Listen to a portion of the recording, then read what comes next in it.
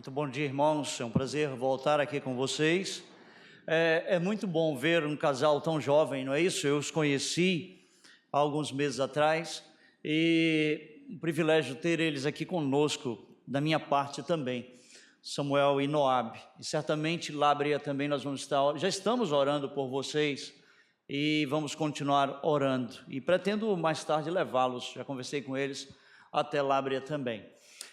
Irmãos, me perguntaram como o senhor faz para manter o físico, não é? 32 quilômetros de bicicleta todo dia. É verdade, 32 quilômetros de bicicleta todo dia, de 5 às 6 horas da manhã. O que vocês fazem às 5 horas da manhã? Eu ando de bicicleta até às 6, né? De fato, são 32 quilômetros, não é, esposa? A Marilene não acompanha, mas faz outro tipo de exercício. Não é? Ela caminha, é mais fácil para ela, não é isso? Ela tem pavor de bicicleta, ok? Mas muito bem, irmãos, vamos abrir nossas Bíblias, é um prazer estar com vocês no livro de Atos dos Apóstolos. Nós vamos abrir no capítulo de número 5, eu vou pedir à congregação que possam ficar em pé mais uma vez para a leitura do texto sagrado de Atos dos Apóstolos, o capítulo de número 5. Nós vamos fazer uma leitura, eu tenho aí, acredito que 1 hora para pregar, não é isso? Eu espero que vocês me suportem por 1 hora. Versículos 33 até o versículo de número 42. Eu vou compartilhar com vocês esse trecho nesta manhã e que Deus possa nos ajudar, nos usar, edificando a igreja e salvando aqueles que ainda não entregaram suas vidas a Cristo. Atos dos Apóstolos, capítulo 5, verso 33 até o versículo 42. Diz assim a palavra do Senhor, Atos 5:33. Eles, porém, ouvindo, se enfureceram e queriam matá-los.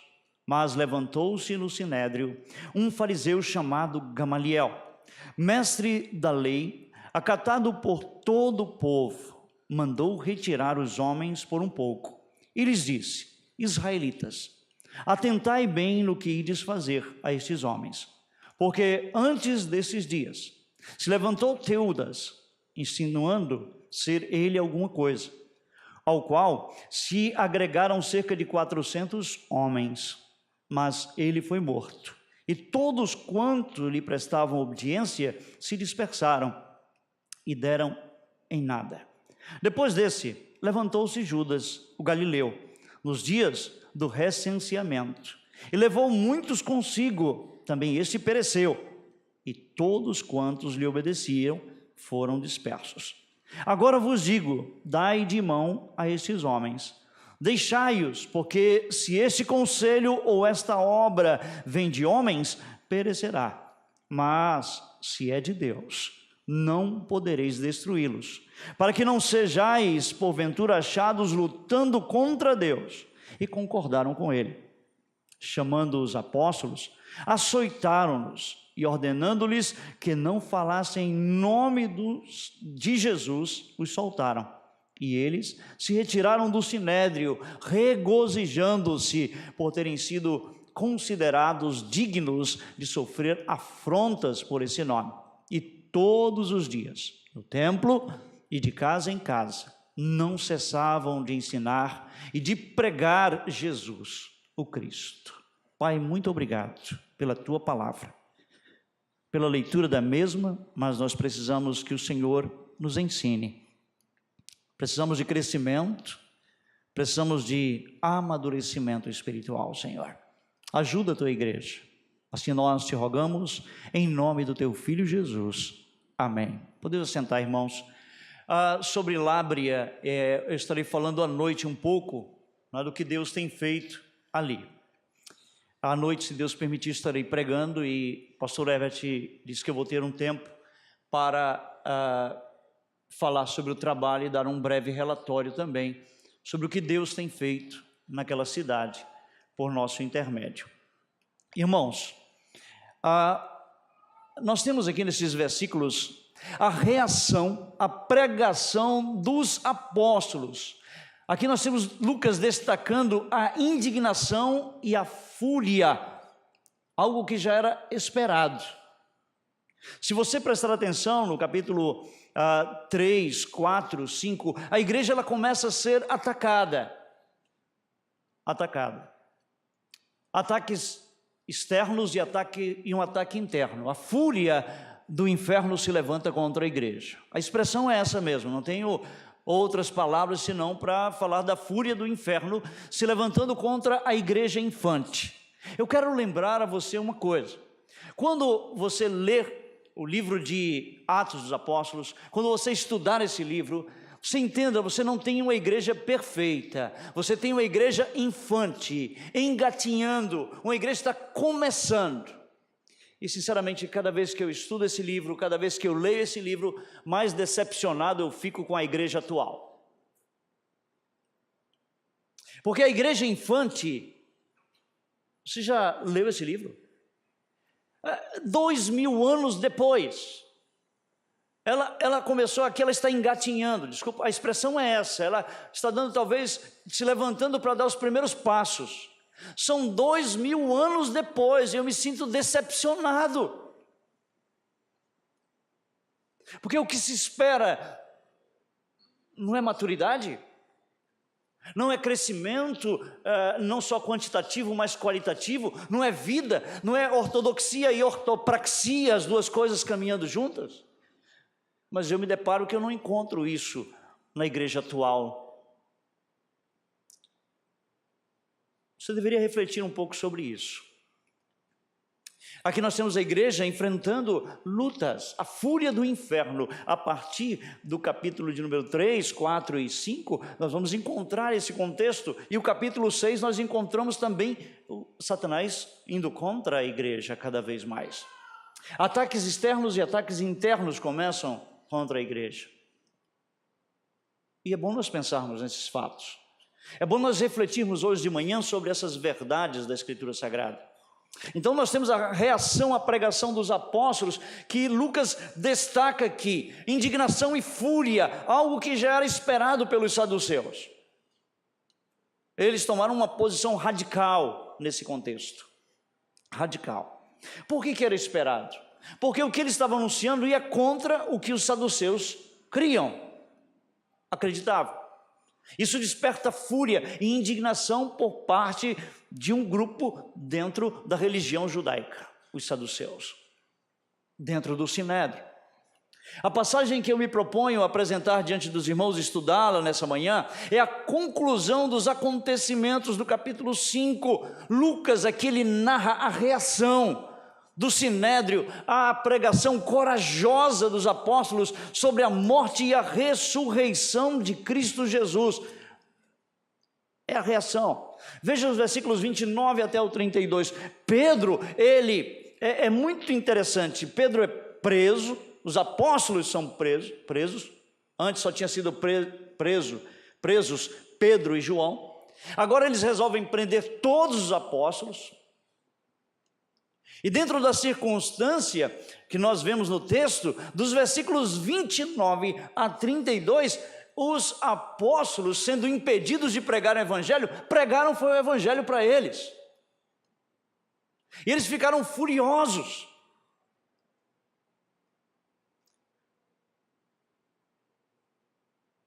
Desobedecendo e pregando para aqueles que desobedeceram. Se nós tivéssemos tempo hoje de manhã, dos versículos 17 ao 32, é o que nós vamos encontrar aqui. É o que nós vamos encontrar. Então Pedro, ele reitera a acusação. Ele está pregando nos versículos 29, 30, 31 e 32, e Pedro aqui, ele está pregando uma pregação corajosa dos apóstolos, não só uma pregação, é uma pregação corajosa. Nós estamos precisando de pregadores corajosos.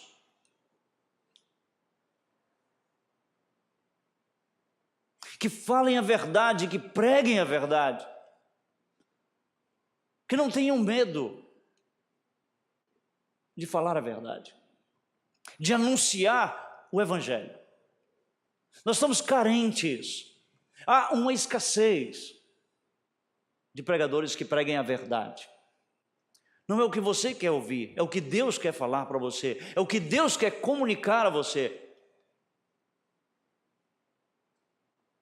Então, nós temos aqui Pedro reiterando a acusação que as autoridades de Israel, que eles são culpados pela condenação e morte injusta de Jesus Cristo. Ele reitera, corajosamente, ele diz, não, vocês são culpados mesmo.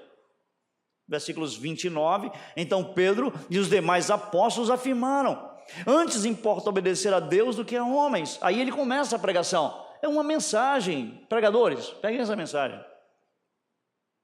Não acrescentem nada, pregue o que está escrito, 30 até o 32. O Deus de nossos pais ressuscitou a Jesus, a quem vós matastes. Está reiterando, corajosamente, sem medo, pendurando-o no madeiro. Deus, porém, com a sua destra, o exaltou a príncipe salvador, a fim de conceder a Israel o arrependimento e a remissão de pecados. Preste atenção aqui, conceder. Não é o homem que se arrepende, é Deus que concede ao coração do homem o arrependimento. É o que está escrito no texto. Se você quer discutir, discuta com o texto. Salvação é de Deus. Não é do dia que você quiser ser salvo. É Deus quem concede. Se Ele não conceder, você vai para o inferno. Parece dura a mensagem, não?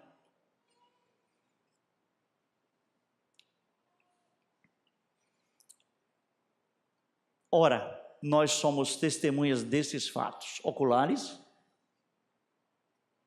e a testemunha do Espírito Santo neles. E bem assim o Espírito Santo que Deus outorgou aos que lhe obedecem. Testemunhas oculares e o testemunho de quem? Do Espírito Santo. Nós temos dois testemunhos aqui, infalíveis. Então, nós vamos a alguns pontos importantes nesse texto, ok? Nós vamos entrar nesse texto e minha proposta é analisarmos estes versículos aqui sobre 4 perspectivas. Primeiro, a fúria do sinédrio.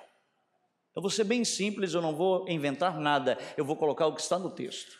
A fúria do sinédrio, o parecer de Gamaliel, é o que está no texto. A medida tomada pelo sinédrio e a reação dos apóstolos, é exatamente isso que está no texto. É exatamente isso que o texto está nos dizendo. Então nós vamos trabalhar com essa proposta, essas perspectivas, a fúria do sinédrio, o parecer de Gamaliel e a medida tomada pelo sinédrio e ainda a reação dos apóstolos, a reação deles. Então vamos à primeira perspectiva do texto, o primeiro ponto do texto, a fúria do sinédrio, ou seja, a investida de Satanás. Versículos de número 33 diz assim: eles, porém, ouvindo, se enfureceram e queriam matá-los. Na pregação de Pedro em Pentecostes, se você olhar lá no capítulo 2, quando Pedro ele prega corajosamente no Pentecostes, naquela mensagem ali, meus amados, o povo de Israel teve um coração compungido pelo sentimento de culpa. E eles se arrependeram e se refugiaram em Cristo. O texto diz que quase 3.000 pessoas se arrependeram, se refugiaram em Cristo Jesus como único Senhor e Salvador. Lá em Atos 2, capítulo 2, após a pregação de Pedro, o sentimento ali foi de reconhecimento de pecado, de arrependimento. Aquele que poderia salvá-los. Eu creio que vocês conhecem o texto, é só voltar um pouquinho. Atos 2, 37 diz assim: ouvindo eles estas coisas, compungiram-se-lhe o coração. Esse é o mal do pregador, ele sempre acha que todo mundo conhece o texto. Então vamos para o texto, né? A gente cita, é bom levar para o texto, é bom confirmar, é bom ser bereano. Que às vezes a gente trabalha aqui, a mente está trabalhando o texto, e a gente, como está escrito lá, mas aí pessoas talvez não conheçam o texto. Não conheçam. Ouvindo ele essas coisas, versículo 37 do capítulo 2, compungiram-se-lhes o coração e perguntaram a Pedro e aos demais apóstolos: que faremos, irmãos? Veja que o sentimento foi de reconhecimento de pecado, arrependimento e entrega. Você pode ler os versículos restantes, 38 em diante. Entrega total àquele que poderiam salvá-los. E assim houve um acréscimo de quase 3 mil pessoas. Versículo de número 41 diz: então os que lhe aceitaram a palavra foram batizados, havendo um acréscimo de quase 3 mil pessoas. Mas nos versículos aqui de Atos, capítulo 5, que nós estamos estudando, o resultado aqui, irmãos, da pregação de Pedro ao Sinédrio foi bem diferente. Olha o versículo 33, eles se enfureceram e queriam o quê? Matá-lo. Veja como o resultado da pregação de Pedro agora é bem diferente. A pregação do evangelho, meus irmãos, amolece uns e endurece outros. E é isso que eu tenho visto lá em Lábrea, sabe? A pregação do evangelho amolecendo uns, mas endurecendo outros. No último mês, nós batizamos 9 pessoas. Batizamos 7 naquele dia, e ficou um grupo para ser batizado pós. E nós fizemos assim no mês passado. E dentre essas pessoas, tem duas pessoas que eu poderia contar um pouco sobre eles. Mas eu vou contar sobre uma pessoa. Se converteu um homem em nossa igreja. E esse homem começou a ir à igreja. E ele levou um dia a esposa. E no dia que ele levou a esposa, eu estava pregando e ela estava diante de mim. E ela saiu de lá e disse para ele: nunca mais eu piso naquela igreja. Porque esse pastor falou da minha religião. E eu não admito ninguém falar da minha religião. E ela foi embora. Nós tivemos uma reunião de casais cerca de 3 semanas depois. E lá estava ela sentada na reunião de casais. E eu preguei naquele dia.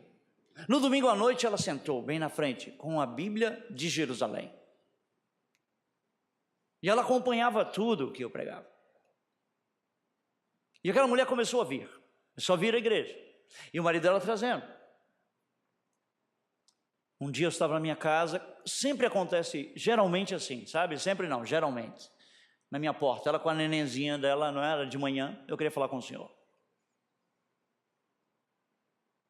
Eu vim aqui, aí eu disse: entre. Ela disse: eu quero dizer para o senhor, eu vim aqui entregar minha vida para Cristo. Eu vim aqui porque eu entendi que não é uma questão de religião. É uma pessoa, é Cristo. Ela estava no berçário lá na igreja, não é? Vendo pela televisão eu pregar num domingo à noite. E ela estava perto de uma irmã e ela balbuciou. Falou bem baixo assim, num tom bem baixo: eu odiava esse pastor. Mas sabe, ele primeiro trouxe meu marido para cá. E agora me trouxe. Eu odiava. A irmã disse: o quê? Não, eu odiava. Ela está melhor do que o marido dela, viu? Ele é bem dedicado, mas ela está assim, mais dedicada ainda. E espero que Deus continue trabalhando na vida. Para uns, tem muitos lá também endurecidos. Ouvindo e cada vez mais duros. A pregação do evangelho, ela amolece uns e endurece outros. Aos que se arrependem, ela oferece vida. Aos que se mantêm rebeldes, ela proclama condenação, meu querido. Condenação.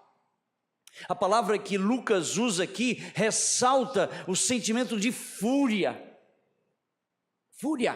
que toma conta dos membros do sinédrio.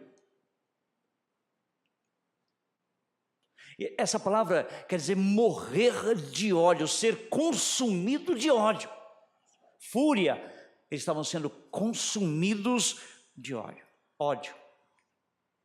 O tempo verbal usado por Lucas aqui é no imperfeito, ou seja, é uma ação contínua, não é só de momento não, contínua, indicando que se tratou não de um sentimento passageiro, mas um sentimento profundamente enraizado no coração daqueles homens, contínuo, irmãos.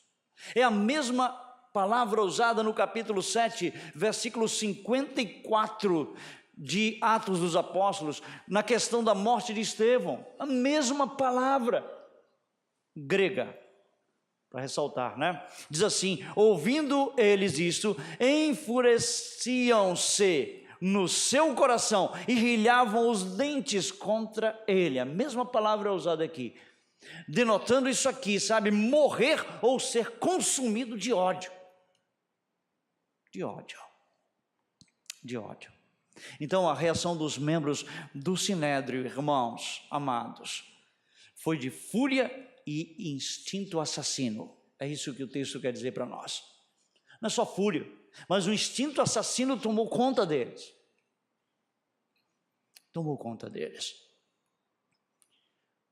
Em vez de acolherem com mansidão a pregação, o que eles fizeram? Tentaram matar os pregadores. Se você prestar atenção no texto, em vez de acolherem com mansidão a palavra de Deus, eles procuraram matar o quê? Os pregadores da palavra. Irmãos, o fato desse texto é que o quebrantamento do coração é obra exclusiva do Espírito Santo de Deus. Somente Ele pode convencer alguém do pecado, da culpa e conduzir essa pessoa ao arrependimento e à fé salvadora em Cristo Jesus. Somente Ele. Agora eu quero dizer uma coisa: o Evangelho nunca é pregado em vão. A mesma mensagem que quebranta um coração, irmãos, é a mesma mensagem que suscita ódio. A mesma mensagem que é obedecida por uns é desobedecida por outros. A mesma mensagem. A mesma mensagem que suscitou ódio e endureceu o coração de uns, é a mesma mensagem que salvou quase 3.000 pessoas no Pentecostes. Compare as pregações. Não houve mudança nenhuma da mensagem. A mensagem é a mesma, o conteúdo mesmo, com resultados diferentes. A mesma mensagem que suscitou ódio e fúria é a mesma mensagem que salvou quase 3.000 pessoas. A mesma mensagem que é cheiro de vida para uns, é cheiro de morte para outros, como o apóstolo Paulo fala em 2 Coríntios capítulo 2, versos 15 e 16. Meu querido, quando nós estamos pregando aqui, uns estão sendo salvos e outros estão sendo condenados. Eu nunca prego pensando só na salvação. Sabia disso? Quando na noite de domingo eu chego no púlpito para pregar em Lábrea, eu quero dizer para você, eu tenho um sentimento tão grande, sabe, de pesar, porque eu sei que aquela mesma mensagem que vai salvar uns, está condenando outros.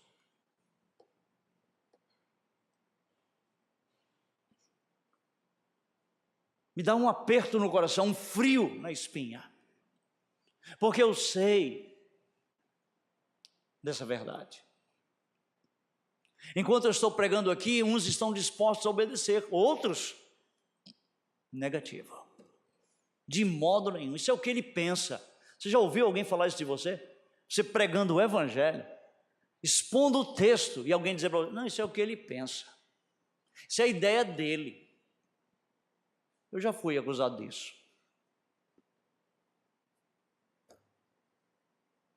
A segunda coisa, a providência de Deus, o parecer de Gamaliel, versículos 34 a 39. Diz assim o 34, mas levantou-se no sinédrio um fariseu chamado Gamaliel, mestre da lei, acatado por todo o povo, mandou retirar os homens por um pouco e lhes disse: israelitas, atentai bem no que ides fazer a estes homens. O intento era de matar, o instinto assassino estava ali, entenda isso. A proposta deles era matar os apóstolos, porque antes desses dias, e ele então narra um fato histórico, não é isso? 2 acontecimentos. Lucas, ele dá maior ênfase à providência de Deus no texto, ao conselho de Gamaliel, um dos membros famosos do Sinédrio, do que a fúria deles. Notou isso? Para mostrar a fúria é só um versículo, mas a providência de Deus é maior o texto, porque a providência de Deus é maior, irmãos, do que a fúria, do que a porta do inferno se levantando contra a igreja do Senhor. A providência de Deus, aqui o conselho de Gamaliel, um dos membros famosos. E eu quero lembrar que o Sinédrio, ele não era composto somente e apenas de saduceus. Embora em menor número, haviam os fariseus ali também, um número bem menor, o partido dos fariseus, irmãos, que também representavam a corte máxima de Israel. Agora os fariseus, eles eram mais respeitados pela população do que os saduceus. O texto apresenta isso para nós bem enfático. Nós podemos ver isso em Nicodemos, podemos ver em Gamaliel. Isso aponta porque esse grupo, ele era mais respeitado pela população. Diferente dos saduceus, os fariseus aceitavam todo o Antigo Testamento. Os saduceus não, eles eram liberais. Era um grupo liberal dentro do judaísmo. O menor número não, era um grupo, os fariseus, que aceitavam todo o Antigo Testamento, acreditavam nas realidades espirituais, coisas que os saduceus não acreditavam, como os anjos. Os fariseus, eles aguardavam a ressurreição, os saduceus de maneira nenhuma. E entre esses fariseus encontrava-se um homem chamado Gamaliel, mestre da lei.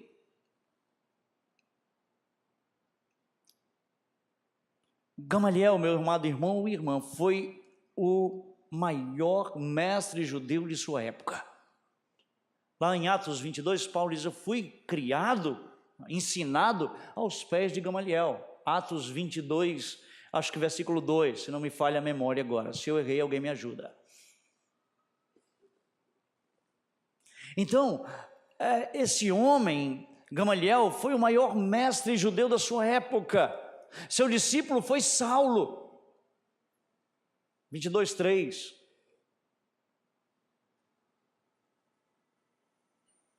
Que antes da conversão de Saulo, não é isso? Ele foi mestre de Saulo. Um homem que, sinceramente, esteve longe de demonstrar a moderação de seu mestre. Não foi? Bem longe. O mestre dele foi bem moderado. Saulo não, foi radical. Ele dizimava, matava, arrastava e queria banir os cristãos. É ou não é? Nós encontramos um mestre mais moderado, bem mais moderado. No entanto, Paulo se tornou o maior, não é, promotor da fé cristã. Então veja que o conselho de Gamaliel é colocado, é apresentado aos demais membros do Sinédrio. E foi o conselho no sentido que eles não deveriam se importar com os cristãos e deveriam deixá-los de lado, deixa eles de lado, não se importem com ele. O conselho basicamente é esse. Ele apresenta 2 fatos históricos para mostrar e dizer para ele: olha, não se importem com ele, deixa eles de lado aí. Gamaliel procurou apaziguar a ira dos membros do Sinédrio, irmãos, alertando o que eles tensionavam a fazer. O texto diz claramente isso para nós. Ele faz um alerta: vocês estão querendo matar esses homens, cuidado com o que vocês fazem. Um alerta, se você prestar atenção na leitura do texto. Gamaliel faz apelo para a história recente de Israel, 2 movimentos revolucionários que não deram em nada, absolutamente em nada, e deu-se com a dispersão dos seus seguidores após a morte dos seus líderes. Gamaliel aqui está sugerindo que a fé cristã, meus amados, trata-se apenas de um movimento humano. É isso que ele está dizendo. Olha, a fé deles é apenas um movimento humano, como os movimentos que já apareceram aí. Vai se dispersar como os movimentos anteriores. O líder deles morreu, eles vão se dispersar também. A ideia que Gamaliel passa é essa, irmãos. No entanto, ele diz: olha, mas se esse movimento for de Deus, de nada adiantará vocês perseguirem, porque não poderemos destruí-lo. É pior. Olha, não vai dar em nada. Agora, se tentar perseguir, vai ser pior. Se for de Deus, a situação é pior. Vocês vão se encontrar lutando contra Deus. Versículos 35 até o 39. Vamos fazer uma leitura breve desse texto. 36 diz: porque antes desses dias se levantou Teudas, insinuando ser ele alguma coisa, ao qual agregaram cerca de 400 homens, mas ele foi morto, e todos quantos lhe prestavam obediência se dispersaram e deram em nada. Depois desse, levantou-se Judas, o Galileu, nos dias do recenseamento, e levou muitos consigo. Também este pereceu, e todos quantos lhe obedeciam foram dispersos. Agora eu vos digo: dai de mão a estes homens.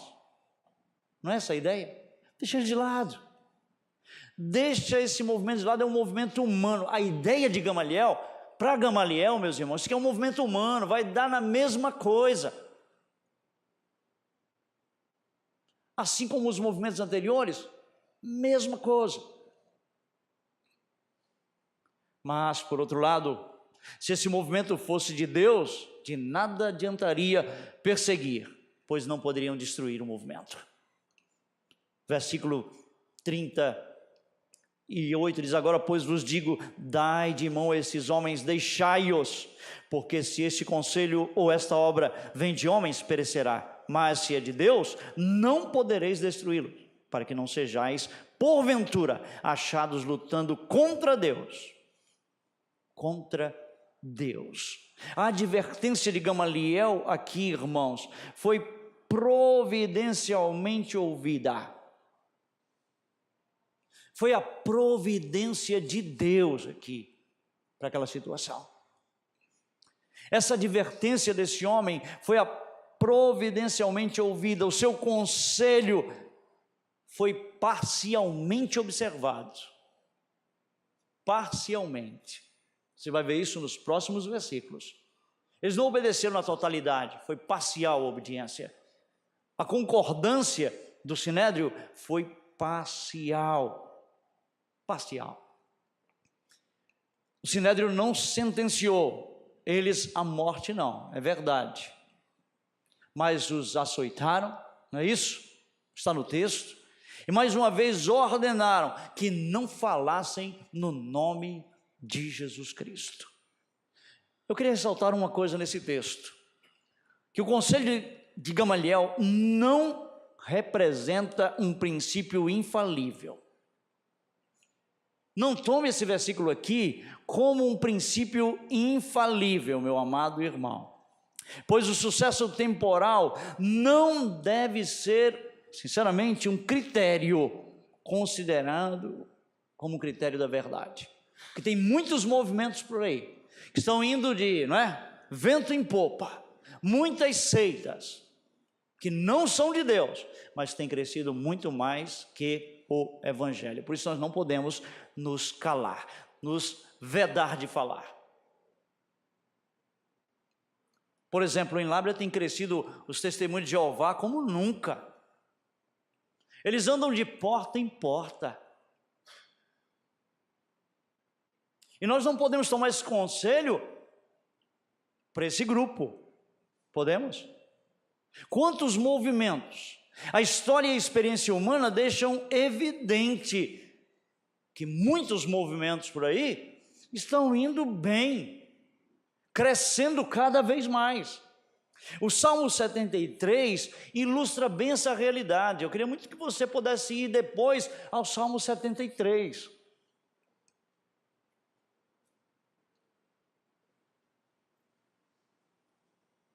Então, sabe, nós não podemos ter esse conselho dele como um princípio infalível. Eu já vi crente dizer que isso aqui é um princípio. Não, é a palavra de Deus. Se não for de Deus, então peraí, você vai dizer para mim então que testemunho de Jeová é de Deus só porque continua de vento em popa e não acabou? Adventismo, mormonismo, todos os ismos. Então não pegue esse versículo como esse conselho, como algo infalível. Porque muitos movimentos, até dentro do próprio movimento dito evangélico, neopentecostal hoje, tem crescido assustadoramente, mas não quer dizer que vem de Deus, não. Cuidado, nem tudo que reluz é ouro. Eu vou usar um ditado bem prático. Quantos movimentos neopentecostais? Vocês sabem quantas igrejas tem em Lábrea? Ninguém quer chutar? 52. 52. E a maioria são dissidentes. Eu chamo de dissidentes, sabe? Brigaram com alguém e saíram das igrejas. Acho que a única igreja que não tem dissidente, que abriu outra igreja, é ainda a primeira igreja. Eu espero que isso não aconteça. Eu oro, pelo menos, quando eu estiver lá, não aconteça. Então nós não podemos tomar isso. A prescrição de Gamaliel aqui não é um princípio infalível, não é uma prescrição que deve ser observada. Um princípio, sabe, esse princípio tem alguma validade. Fato, tem alguma validade, irmãos. Apenas quando se existe a certeza da natureza de um fato, aí sim. Então é melhor deixar as coisas esclarecerem mais, para tomar, e desenrolar os acontecimentos antes de tomar uma decisão. Não é porque está crescendo que é de Deus. Quantos e quantos movimentos, seitas, não é verdade? Não tome esse parecer como uma verdade absoluta e infalível. A Bíblia é infalível e absoluta, mas esse parecer não pode ser tratado dessa forma. Senão você vai entrar numa contradição. A história mostra isso para nós. É ou não é? Sinceramente. Eu quero deixar claro que não podemos levar esse conselho ao pé da letra. Não podemos. Por permissão de Deus, há muitas falsas religiões, muitas falsas doutrinas que crescem, que estão crescendo, e mesmo que não são obras de Deus, mas estão crescendo. É ou não é? Com a permissão de Deus. O parecer de Gamaliel não é um princípio absoluto. No entanto, irmãos, o parecer de Gamaliel, como uma posição ao lado de Cristo, eu não entendo assim. Eu não acredito que ele ficou do lado da igreja. Tem pessoas que dizem, não, Gamaliel se converteu, ele está do lado dos cristãos. Note aqui, ele colocou Jesus na mesma categoria de dois rebeldes. É só você pegar o texto. Gamaliel pega Jesus e coloca na categoria de dois rebeldes. Jesus não é um rebelde. Ele não foi um rebelde. Ele não foi um revolucionário. Gamaliel, quando ele dá o parecer dele, conta a parte da história, ele coloca Jesus na categoria de dois rebeldes.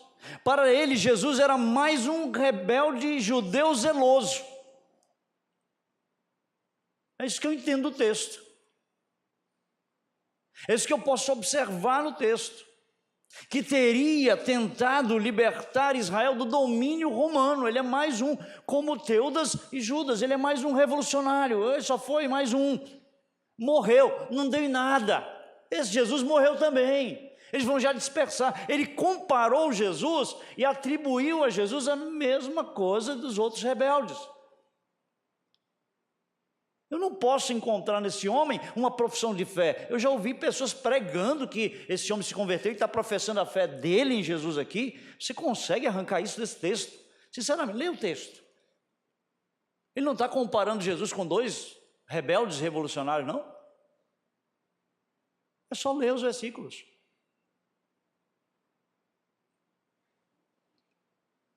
Gamaliel tinha, sabe, a ideia errada de que se algo não era de Deus, não daria certo. É o que ele está dizendo aqui. Ele tinha a ideia errada que se algo não era de Deus, não ia dar certo. Como muitos têm hoje em dia. Tem gente que se impressiona. Cada vez a gente fica mais triste, não é? Arraial, gospel e não sei o que, é crente no meio de tudo isso aí. Mas se não fosse, né, de Deus, você não tem gente que diz, não, é de Deus isso aí. Note que Gamaliel aqui, ele parte do pressuposto que a história se repete. Vocês não estão vendo, não? A história está se repetindo.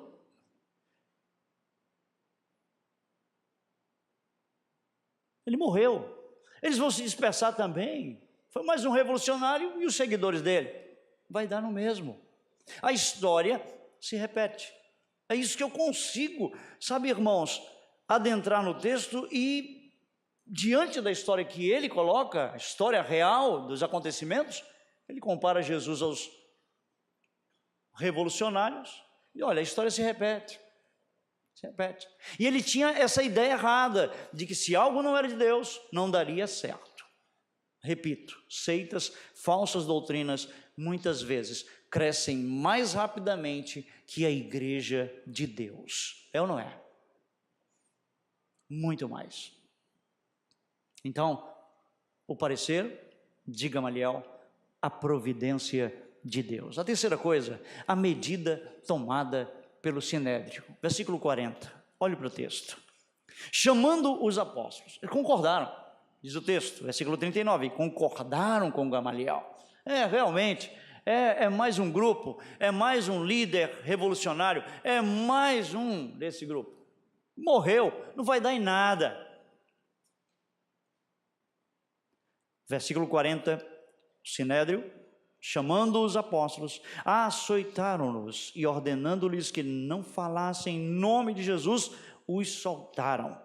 Versículo 40. Note que o Sinédrio, ele acatou em parte o parecer de Gamaliel, não matando os apóstolos, é fato. Não matando os apóstolos. Mas antes de os soltar, castigaram os pregadores da palavra e proibiram a sua pregação. O texto diz, chamando os apóstolos, açoitaram-nos e ordenando-lhes que não falassem em nome de Jesus, os soltaram. Veja, eles acatam em parte o parecer do Gamaliel. Conforme o costume judaico aqui, irmãos, nós vamos ver que eles aplicaram uma quarentena de açoites menos um. Para não errar, se porventura erraram na conta, só davam 39. E a gente não tem noção, porque essa era uma forma cruel de tortura. Esses chicotes tinham pontas de metal na ponta, ossos, que dilaceravam, deixavam marcas na carne.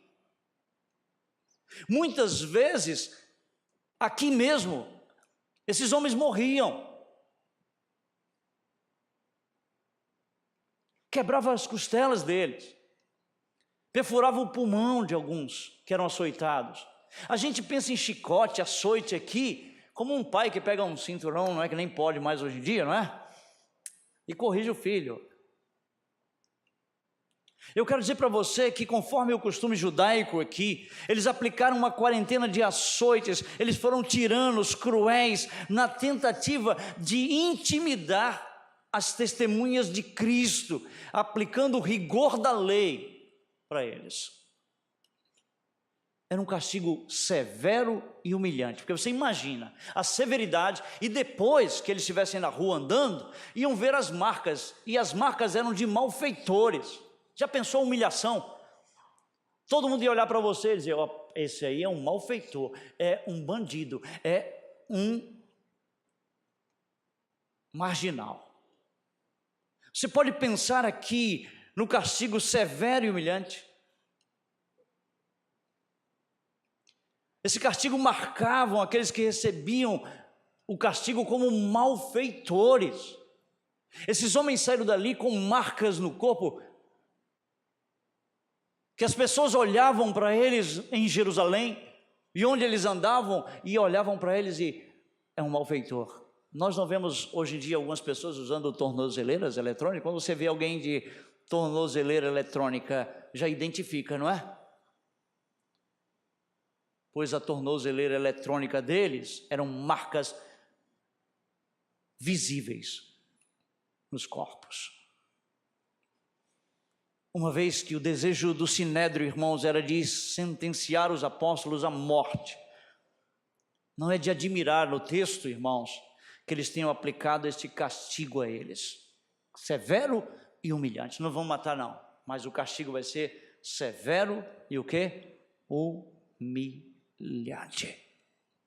Esses homens podiam andar nas ruas e dizer: eu carrego em meu corpo as marcas de Cristo, como Paulo escreve. Você já pensou nisso?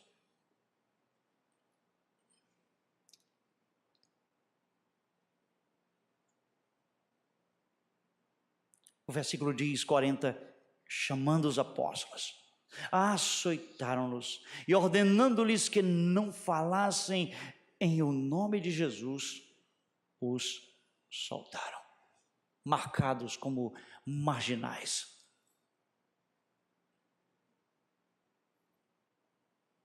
Identificados, não como pessoas de boa índole, mas como marginais.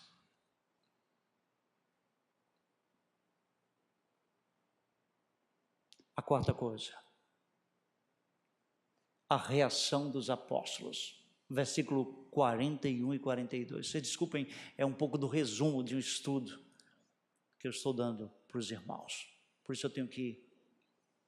o tempo é pequeno.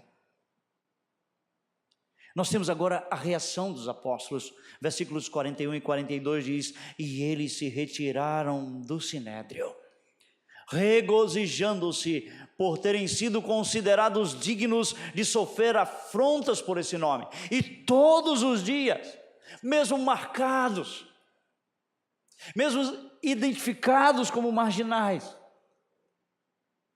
todos os dias, e todos os dias no templo e de casa em casa, não cessavam de ensinar e de pregar Jesus o Cristo. Os últimos 2 versículos aqui nos direcionam para a reação dos apóstolos. Após a medida tomada pelo Sinédrio, nós temos assim a reação deles. A reação dos apóstolos. A reação deles foi dupla, irmãos. Uma reação dupla. Primeiro, alegraram-se por terem sido considerados dignos de sofrer afrontas pelo nome de Cristo, diz o texto. Primeira reação. Segunda reação, continuaram todos os dias a pregar e a ensinar. Não tem 2 reações aqui? De alegria, de regozijo. E a segunda reação do texto é que todos os dias eles pregavam e ensinavam a Cristo no templo e de casa em casa. Note aqui o castigo que, em geral, representava humilhação, que resultava em abatimento. Irmãos, é bom nós entrarmos no texto. Você não pode ler a Bíblia só pelo mero ler. Você já tentou se colocar como esses personagens?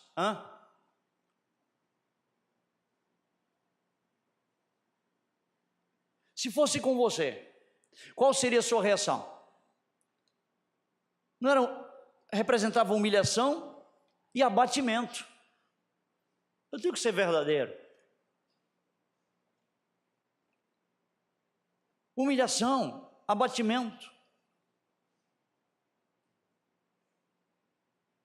Mas para os apóstolos foi como uma honraria, pois eles receberam a virtude de sua fidelidade ao Evangelho de Cristo. O que era para ser humilhação e abatimento transformou-se em virtude. Fidelidade é uma coisa que nós precisamos marcar aqui. Os apóstolos, eles se alegraram por terem sido considerados dignos de serem coparticipantes dos sofrimentos de Cristo. 1 Pedro, capítulo 4, versos 12 e 13. Não estranheis o fogo ardente que surge no meio de vós com o fim de provar-vos. Eu não estou lendo o texto, eu estou parafraseando o texto, mas eu espero que eu esteja na linha do que o texto diz.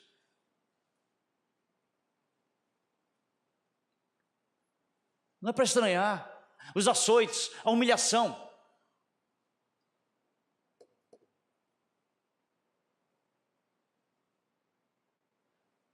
Com o fim de provar-vos, é isso? Alguém pode ler o texto para nós? Amados, não estranheis o fogo ardente que surge no meio de vós, destinado a provar-vos, como se alguma coisa extraordinária vos estivesse acontecendo. Pelo contrário, alegrai-vos na medida em que sois coparticipantes dos sofrimentos de Cristo, para que também na revelação de sua glória vos alegreis exultantes. Você entende agora por que Pedro podia escrever essas palavras? Não porque ele ouviu de alguém, mas porque ele viveu isso. Que experiência você tem? Das outras pessoas? Ou você tem sua própria experiência, seja em que área for? É muito fácil falar do que aconteceu com alguém, mas e você mesmo, como cristão, como crente? Pedro, ele podia colocar essas palavras vívidas aí para nós, porque ele viveu isso. O fogo ardente do chicote, do sinédrio, ele sentiu. E ele alegrou-se, regozijou-se. Tem crente que só reclama.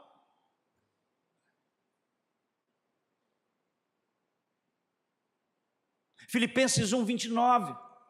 Porque vos foi concedida a graça de padecerdes por Cristo e não somente de crerdes nele.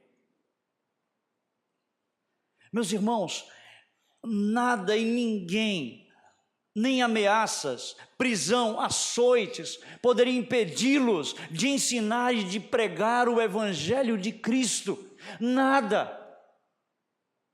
A reação deles é esta. Nada, absolutamente nada, irmãos. O que foi que fizeram com a igreja nos nossos dias? O que foi que fizeram com o cristianismo dos nossos dias? O que foi que fizeram com os cristãos dos nossos dias? Uma raça, desculpa a expressão da palavra, medíocre. Um cristianismo medíocre que nós temos hoje em dia. O que foi que fizeram com a igreja? Se a igreja infante agia dessa forma, a igreja que está engatinhando, começando agiu assim, como nós deveríamos agir nos nossos dias, sinceramente?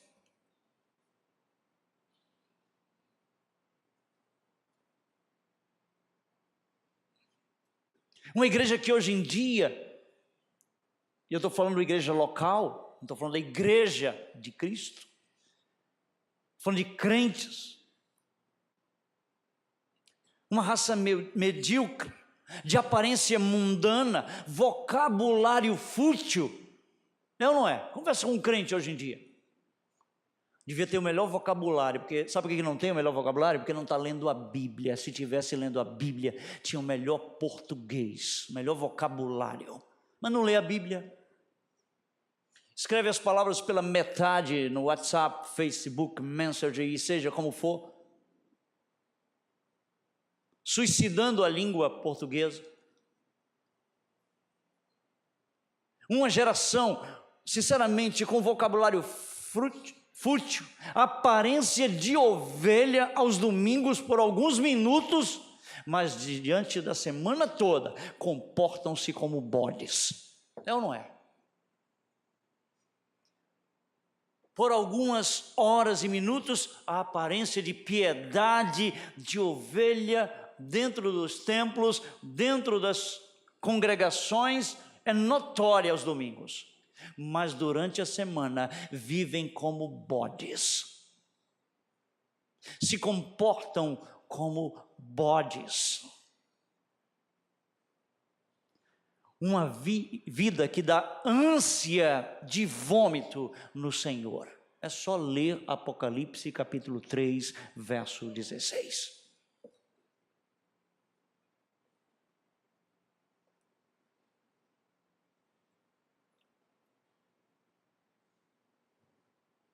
A igreja de Laodiceia. Sabe, irmãos, o que foi que fizeram com a igreja? O que foi que fizeram com os crentes, com os cristãos?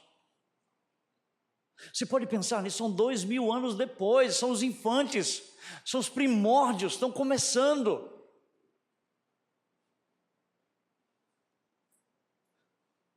Que patamar nós deveríamos estar, sinceramente, depois de 2000 anos? Você ainda pensa como um adolescente, você que já tem, como eu, a idade dos 50 para cima?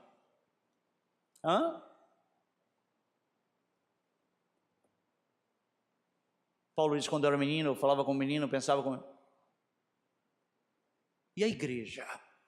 Você consegue dimensionar isso? Tudo pode. É cultural, é não sei o que, é ou não é? Tudo temos desculpas para ter um vocabulário fútil, uma vida...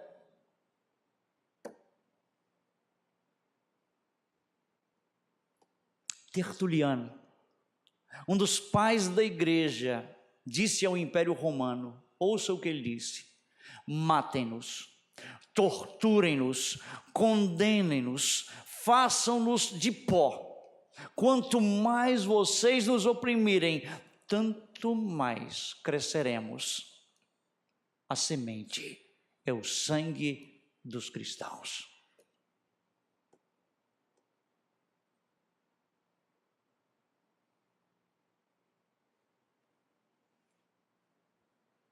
E eu queria concluir nessa manhã com algumas lições desse texto para nós, algumas aplicações para nós. Primeiro, sinceramente, nós temos que tirar lições agora, temos que fazer uma reflexão. Que lições podemos tirar destes versículos que narram um registro histórico do processo de perseguição da igreja e de fidelidade dos apóstolos em anunciar o evangelho? Que lições eu e você podemos extrair daqui? Primeiro, não devemos estranhar que a pregação do evangelho provoque uma reação hostil. Não estranhe, continue pregando, onde você estiver. O teu testemunho de Cristo vai gerar uma reação hostil. O mundo não vai concordar com a tua pregação, com os seus ideais, com a mensagem que você tem para levar para eles. Você não vai conseguir a simpatia dos teus colegas. Então não estranhe. Segunda lição: o Deus da providência pode levantar pessoas para minimizar, escute, não é tirar, para minimizar. Isso que eu gosto, sabe? Desculpa, eu não sou masoquista, não. Mas o Deus da providência, nesse texto, e nós temos que aprender que o Deus da providência pode levantar pessoas para minimizar a fúria dos opositores do Evangelho à igreja de Cristo.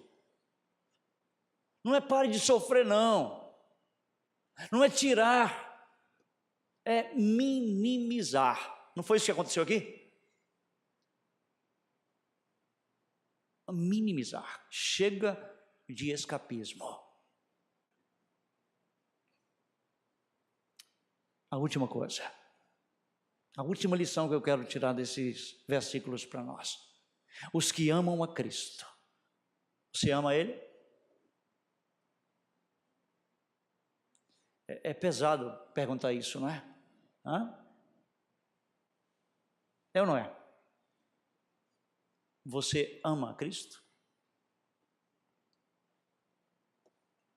Pois eu quero dizer para você que os que amam a Cristo devem considerar uma honra, uma bem-aventurança, sofrer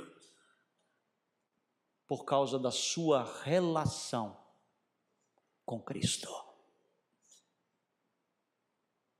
A última lição que eu posso tirar aqui, que esses homens tinham uma relação tão íntima com Cristo, é ou não é?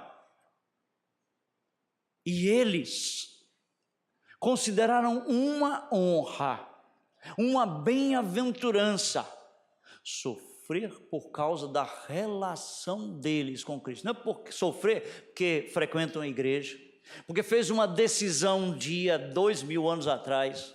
É porque tem crente que vive lá atrás, confiando numa decisão lá atrás. Mas é da relação. Vamos terminar com Mateus capítulo 5.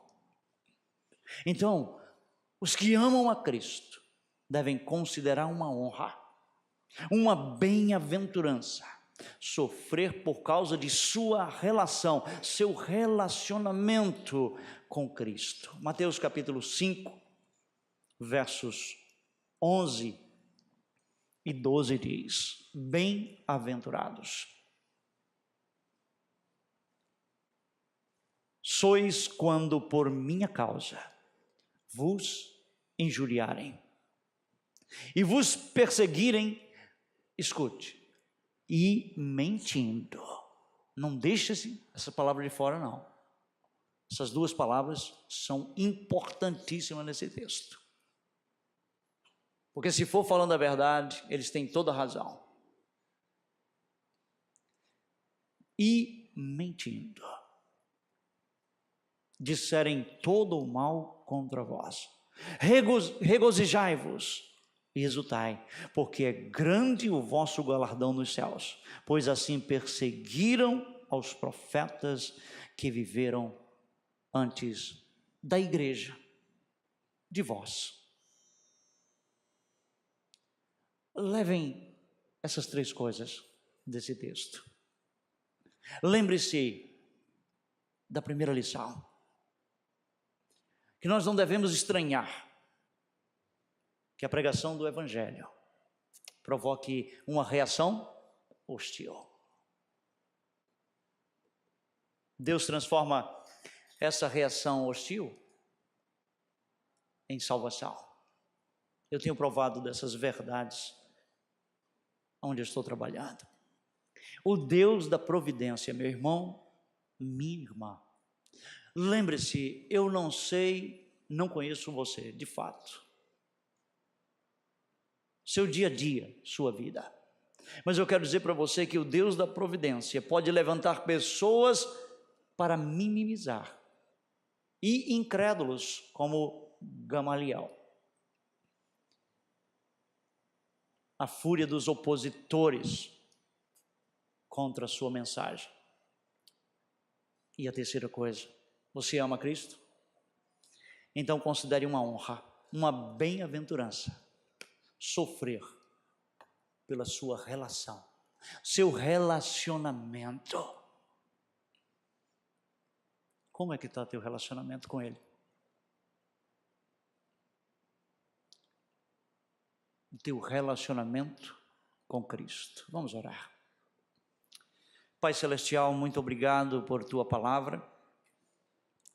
Muito obrigado, Senhor, por esse texto sagrado. E que esse texto seja uma exortação, uma admoestação, mas ao mesmo tempo uma motivação para vivermos um cristianismo verdadeiro e autêntico. Uma igreja, Senhor, que te honra. Uma igreja destemida, corajosa, que entende que as portas do inferno se levantarão. A fúria, ó Deus, dos opositores vão se levantar contra a nossa mensagem, a mensagem do teu evangelho. E também, Senhor, nós queremos lembrar que o Senhor vai providenciar o escape, os meios, para que seja minimizado, Senhor, as coisas que vierem contra nós. Ó Senhor, eu te amo. E assim me ajuda, Senhor, a te exaltar no momento da dificuldade, das injúrias, das perseguições, para que eu possa te servir fielmente, Senhor, e não reclamar. Abençoa a tua igreja, Senhor.